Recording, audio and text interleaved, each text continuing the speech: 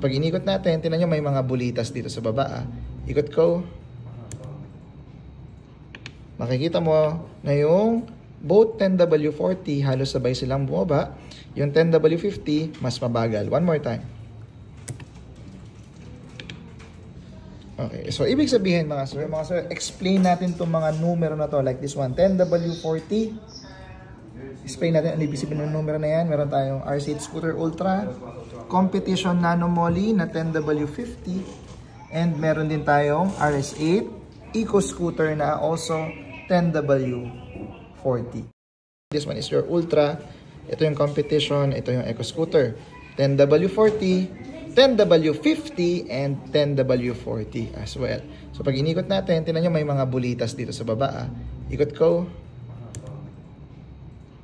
Makikita mo na yung both 10W40 halos sabay silang bumaba. Yung 10W50 mas mabagal. One more time.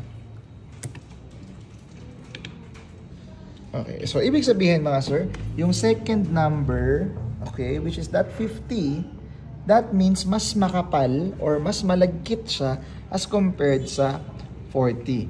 The higher the number, for example, nakakuha kayo ng langis na 80, SAE 80, SAE 90, yung mga langis na yan mga sir, makakapal sila. Para silang close to being honey.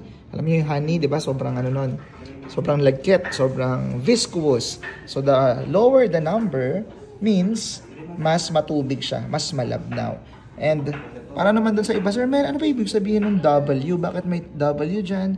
May W rito and may W rito as well. W, ibig sabihin yan mga sir, is winter value.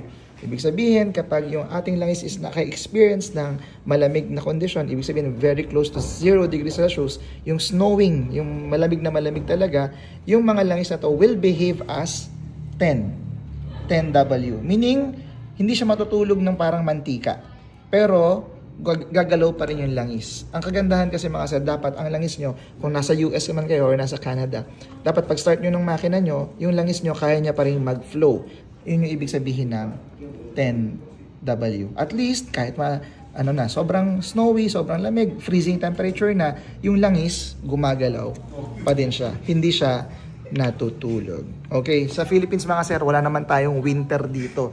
Kaya huwag niyo masyadong intindihin yung winter value.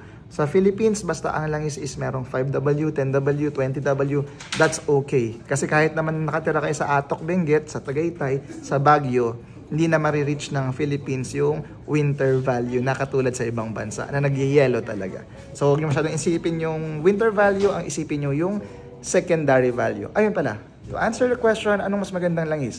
Yung 40 ba or 50? Depende sa application mga sir. Pero meron akong hack doon sa mga malalagitik yung makina. Yung mga naka-experience sa mga NMAX Aerox na brand new nila binili pero may Jolene sounds na naririnig sa bandang radiator mga sir. Tapos ang baba ng odo nila. Try nyo magpalit ng 50. Okay? 20W50, 15W50. Basta yung number sa pangalawa is 50. Check nyo ulit mga sir kung after nyo mag-change oil, nalagyan nyo na 50 kung malagitik pa rin mga sir. So yun, hack lang. Try nyo kung gagana sa inyo. Yes sir. Ayun, Moly competition. Pwede nyo gamitin ito. 10W50.